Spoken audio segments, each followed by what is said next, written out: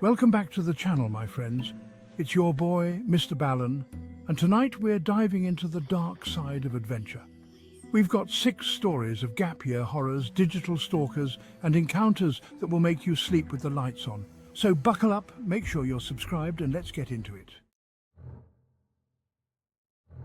Our story begins with 2 friends, eager to escape the mundane, embarking on a gap year adventure.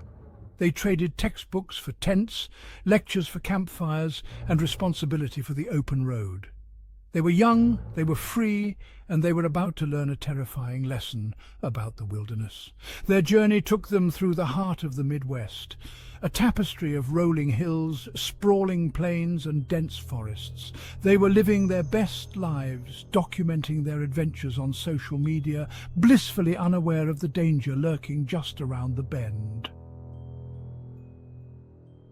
Gap year adventurer. Deep in the Ozarks, we stumbled upon a trailhead, barely marked, leading into a dense thicket of trees. It was a path less travelled, shrouded in an eerie silence that seemed to amplify every rustle of leaves and snap of a twig. We pressed on, our backpacks laden with supplies, our laughter echoing through the silent woods, oblivious to the eyes watching us from the shadows. The trail, barely a footpath, wound its way through the dense undergrowth, the sunlight struggling to penetrate the thick canopy above. The air grew heavy with humidity, and the silence was broken only by the sound of their own footsteps and the distant caw of a crow. Hours turned into a blur of green and brown as they hiked deeper into the wilderness. The trail, faint to begin with, seemed to vanish altogether, leaving them disoriented and unsure of their direction. Panic began to set in as the sun began its slow descent, casting long, eerie shadows through the trees. They were lost, hopelessly lost, in a labyrinth of trees and undergrowth, their laughter replaced by a chilling silence. As darkness enveloped the forest, the temperature plummeted, and a cold, damp mist settled over the woods. Let's jump into our next story, shifting gears from the Midwest to the Pacific Northwest. Our tale unfolds amidst the towering trees and mist-shrouded peaks of Oregon, where a solo hiker embarks on a journey into the unknown. Imagine yourself at the edge of a dirt road, the air thick with pine and damp earth. The distant cry of a hawk and rustling leaves are the only sounds. This is where our hiker's journey begins, venturing into the wild. They set off along the road, their boots crunching on the gravel, senses alive to the forest. The road winds deeper into the wilderness, each turn revealing new vistas. The forest closes in, the air heavier, silence broken by their breathing and occasional bird chirps. Hours pass, the road stretches out. The sun sets, casting eerie shadows. They consult their map, nearing a derelict railroad track. Rusted rails disappear into the undergrowth, a testament to a bygone era. The silence broken by the whisper of the wind. Now, deep within the bowels of this forgotten railroad tunnel, our hiker finds themselves surrounded by an unsettling silence. The air is thick with the smell of damp earth and decay, and the only light comes from their headlamp, casting eerie shadows that dance and flicker on the tunnel walls. The hiker's footsteps echo off the damp stone, each step a stark reminder of their isolation. The walls are a canvas of graffiti, a chaotic tapestry of colours and symbols that seem to writhe and contort in the flickering beam of the hiker's headlamp. Among the nonsensical scribbles and gang signs, something catches their eye.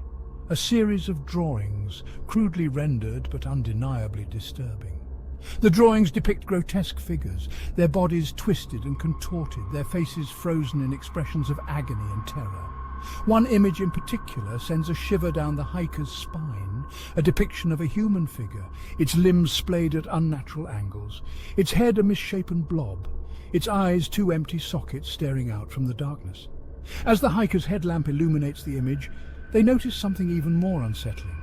A small, crudely fashioned doll, its head wrapped in cloth to resemble a mummy, lying at the base of the drawing. The hiker shines their light on the doll, their heart pounding in their chest. It's a chilling sight, made all the more unsettling by the silence of the tunnel and the oppressive darkness that surrounds them.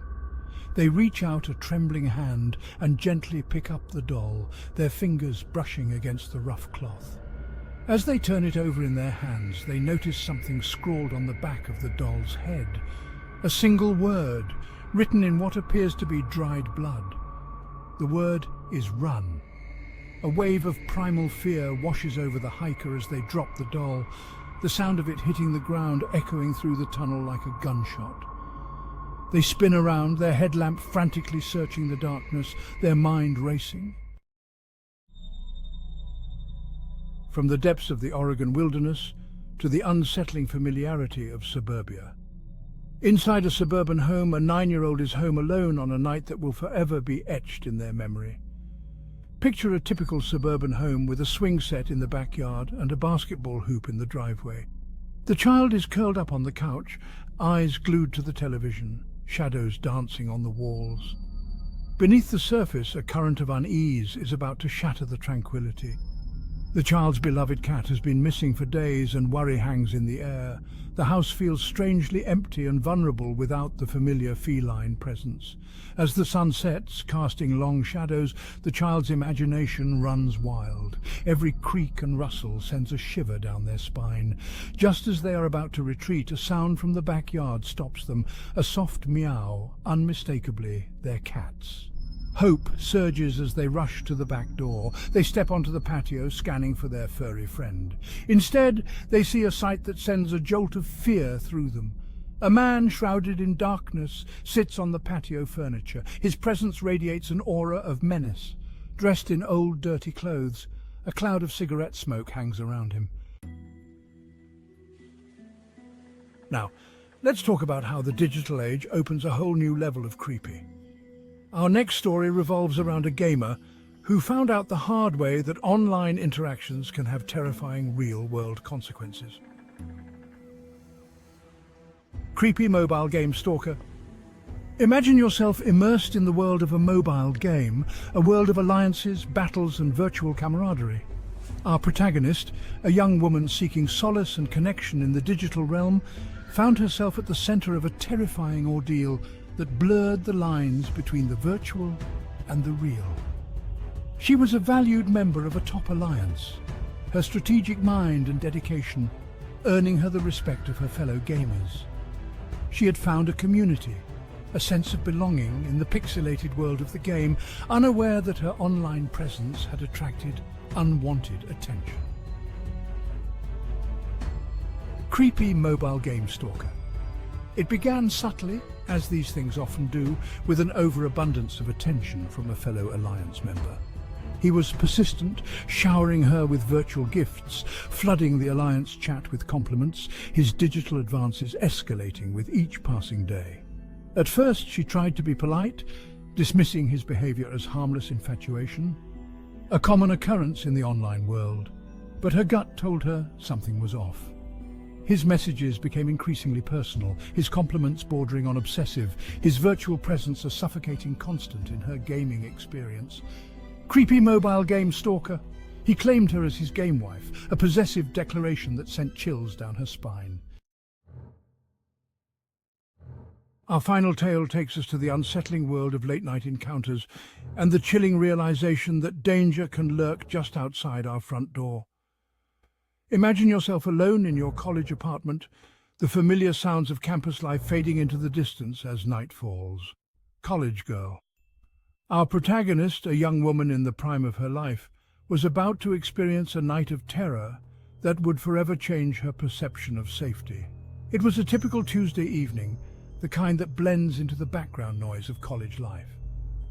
I was alone in my apartment, my roommate away for the night, the only sounds the gentle hum of the refrigerator and the distant wail of a siren. She was engrossed in her studies, a mountain of textbooks spread out before her, her mind lost in the intricacies of organic chemistry. A sharp knock on the door startled her from her concentration, her heart skipping a beat as she glanced at the clock on the wall. It was 10 p.m, an unusual hour for visitors. College girl. I cautiously approached the door, my hand hovering over the doorknob, a sense of unease settling in the pit of my stomach. "Who is it?" I called out, my voice barely a whisper, It's maintenance, a gruff voice responded from the other side of the door. We need to check the electrical panel.